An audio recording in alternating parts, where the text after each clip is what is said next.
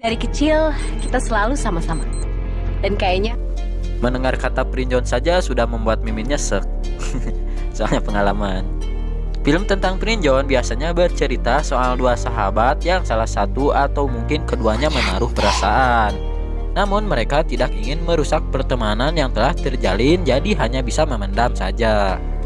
Kisah ini biasanya mengusung genre romance dan punya kekuatan pada narasi-narasi cinta serta cara para pemeran memerankan karakternya bisa berakhir manis maupun sedih. Nah, untuk itu Mimin akan merekomendasikan 7 film tentang cinta yang terjebak dalam Prinjon.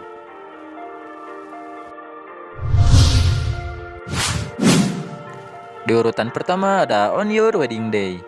Film Korea tentang Prinjon yang satu ini menampilkan pahit dan manis hubungan sepasang anak muda ketika SMA yang bermula dari pertemuan Woo Yeon dengan anak baru Seung Hee.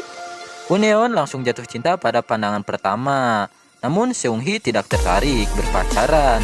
Namun demi menghindari murid laki-laki lain, Seung Hee dan Woo Yeon berpura-pura berpacaran.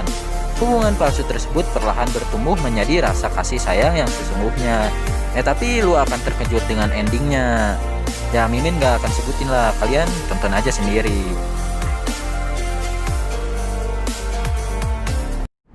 โลกนี้มีความสัมพันธ์อยู่แบบหนึ่ง Di urutan kedua ada Prinjon. ออกจากมันได้ยากที่สุด Pam dan Ging adalah remaja asal Thailand yang telah bersahabat selama 10 tahun.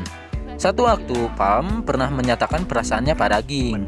Namun sayang Ging menyatakan bahwa dia sudah menganggap Pam sebagai sahabat.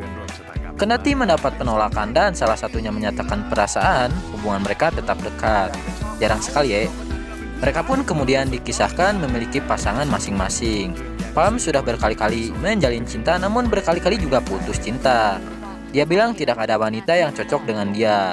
Dia pun kerap bercerita pada Ging atas semua hubungan yang pernah dia lalui. For a minute there, I thought you might be in love with me or something. Don't flatter yourself. Di urutan selanjutnya ada Love Rosie. Film tentang Prinjon yang satu ini juga bercerita soal perempuan dan laki-laki yang sudah bersahabat sejak lama, yakni Rosie dan Alec. Mereka menjalani pasang surut kehidupan selalu bersama, hingga satu peristiwa besar mengguncang persahabatan tersebut, tepatnya pada pesta ulang tahun Rosie yang ke-18. Peristiwa itu kemudian memberi dampak besar pada sisa kehidupan masing-masing. Meski demikian, mereka tetap dekat satu sama lain, menganggap kejadian itu seakan tidak pernah terjadi. Dan kalau kalian nonton film ini, dijamin kalian harus siapin tisu terlebih dahulu, ya kan? I love the smell. Sorry? I said I love the smell. Di urutan selanjutnya ada 500 Days of Summer. Film yang diperankan oleh Joseph Gordon sebagai Tom dan Joy sebagai Summer. Pada awal kisah, mereka berdua saling jatuh cinta. Bahkan seakan tidak ada penghalang atas perasaan itu. Namun si Summer ini yang digambarkan sebagai karakter wanita yang independen mau menang sendiri. Jika kata dia benar, ya itu benar. Mulai menganggap bahwa hubungan itu adalah hal yang salah. Sementara si Tom, dia pemuda yang tidak pernah tahu jalan hidupnya. Pertemuan dengan Summer membuat hidupnya mulai berwarna. Sepanjang hidup Tom dihantui bayang-bayang si Summer ini. Nah, kalian penasaran seperti apa selanjutnya? Ya tonton aja. I think we should stop seeing each other. Just like that? Di urutan selanjutnya ada Love Forecast. Film ini bercerita tentang seorang reporter cuaca bernama Kim Hyun Woo yang dikenal akan kecantikan dan juga keanggunan dirinya di layar televisi. Namun di luar layar, Kim Hyun Woo ini adalah pecandu alkohol dan kerap meracau. Dia dikisahkan punya seorang sahabat bernama Kang Jusu. Persahabatan itu telah terjalin selama 18 tahun lamanya. Kang Jun punya sifat yang berbeda jauh dengan Kim Hyun.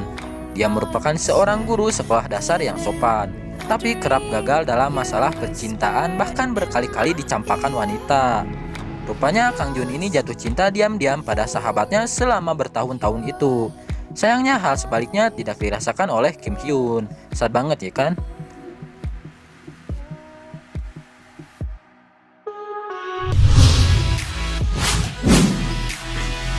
Di urutan selanjutnya ada What If.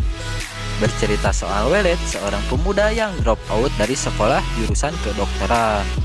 Selama mengenyam pendidikan di sana, dia kerap punya hubungan yang buruk dengan wanita. Satu waktu dia bertemu dengan Kentri pada sebuah pesta. Kentri dikisahkan punya pengalaman yang hampir serupa. Kendati demikian, dia saat itu sedang menjalin hubungan dengan si Ben. Saat pulang dari pesta, Wallace memberikan nomor teleponnya pada Kentri dengan harapan bisa dekat. Mereka kemudian bertemu kembali di bioskop. Mereka hanya datang berdua dan melanjutkan makan malam bersama.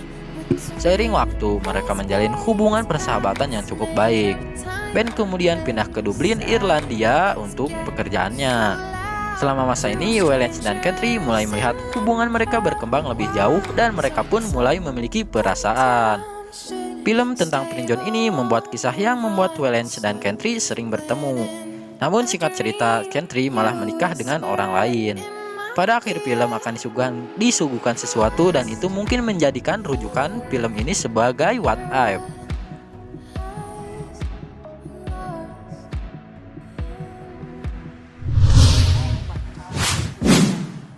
Di urutan terakhir ada Refrain. Film ini bercerita tentang Nikki, Maudy Ayunda, dan Nata Afgan yang merupakan sepasang sahabat. Meski sebenarnya si Nata ini menyimpan perasaan pada Nikki, sedangkan si Nikki menyukai Oliver, seorang kapten tim basket. Nikki dan Oliver pun berpacaran. Sementara itu anak baru yang bernama Annalise menyukai Nata. Pada suatu ketika si Nikki mengetahui perasaan Nata yang sebenarnya. Kejadian tersebut membuat hubungan keduanya merenggang. Penasaran dengan selanjutnya? Tonton saja, ya kan? Nah, itulah 7 film yang terjebak dalam Prinjon. Semoga bisa jadi referensi kalian dalam menentukan pilihan dan bisa menguatkan hati bagi yang sedang galau. Dan jangan lupa untuk di-subscribe agar Mimin bisa beli mic.